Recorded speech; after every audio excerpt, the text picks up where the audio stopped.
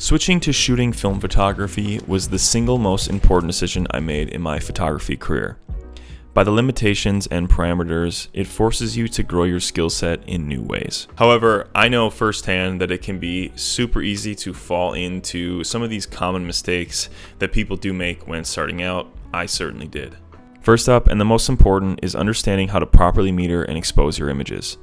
Many cameras have a built-in light metering system, but you will have to understand how to interpret the information given. Reference the manual or a guide or video online. If there's no light meter, you can easily get an app for your smartphone. Now, if you are a photographer already, you may be familiar with underexposing, allowing yourself more flexibility when editing your digital photos. But when it comes to film photos, the dynamic range, aka the flexibility of the light, leans more towards the highlights. This means there's more forgiveness when it comes to the brightest spots of your frame versus the darkest. Thus, we want to be metering for the shadows, allowing us to get the most dynamic range out of the bright lighting and get the most optimal photo. Now, once you begin to understand and master this, it is much easier to manipulate the camera and actually envision the final image correctly. Because photography is so much about relying on good lighting, this is one of the most important skills to learn when beginning to shoot film photography. The next common mistake I fell into was not using a proper film lab. When I first started shooting, I figured all labs are equal, right? The chemistry and the machines they have should be the same. That really couldn't be further from the truth. Truth is, when you send it to Walgreens or any drugstore, the person scanning probably doesn't care too much and is using outdated, bad quality scanners. Whereas if you send it to a smaller studio, either local or by mail, you are much more likely to get someone who is interested in photography and actually has training as a lab tech, and thus will do a better job when it comes to developing, scanning, printing, etc. Additionally, many specialized film stores have much nicer, larger scanners that allow for higher resolution scans, allowing you to have clearer, larger images.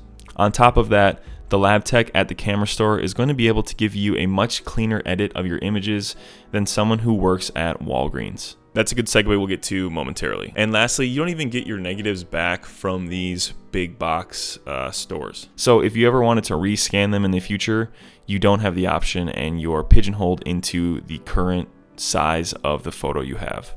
So I think that's a good segue into this next one, which is not editing your photos once you get them back. When my friends and I had first started shooting film, there was a handful of us who refused to edit our photos, saying the film stock was the edit itself. While I did respect the notion at the time, it seems quite silly now that I know more. When you have your photos scanned, whoever is scanning is deliberately making color decisions or editing the photo for you.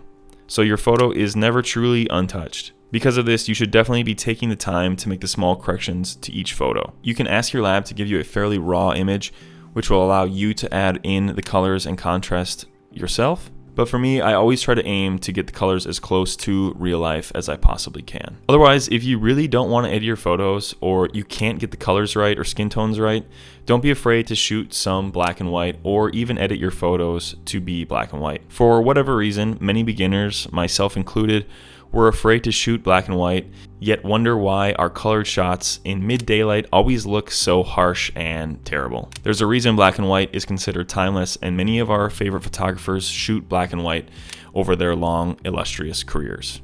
There's definitely merit to it and gives off that classic, timeless look. Additionally, it's an easy way to be able to shoot during mid-daylight, where sometimes the colors and contrast that comes with midday is not very appealing. A quick way to test to see if you'll like black and white is to take some of your favorite color photos and try turning the saturation down and editing them to be black and white. I'm willing to bet that some of your photos might look better when you turn down the saturation. Lastly, but something I think is important and easy to forget about, I still do it sometimes, is changing your ISO if you're changing your film stock. For many cameras, the ISO changes automatically based off of this little DX code on the back of the film, but for some, the ISO has to be manually changed. Now, if you forget to change it, the entire roll will be shot either under or overexposed. This isn't always the biggest of deals depending on the film stock, but if you go from Ektar 100 to Portra 800, let's say, and forget to change the ISO, you're definitely going to have some problems and will probably end up ruining or wasting your entire roll. Because of this, making sure your ISO is correct while shooting, in combination to good metering practices when shooting, is of the utmost importance.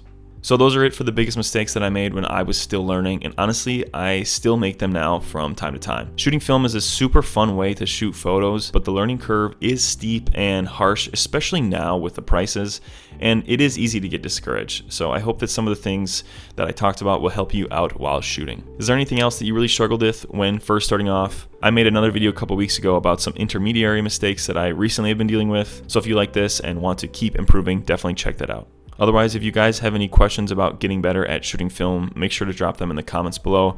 Either I or someone down there will be able to help you out.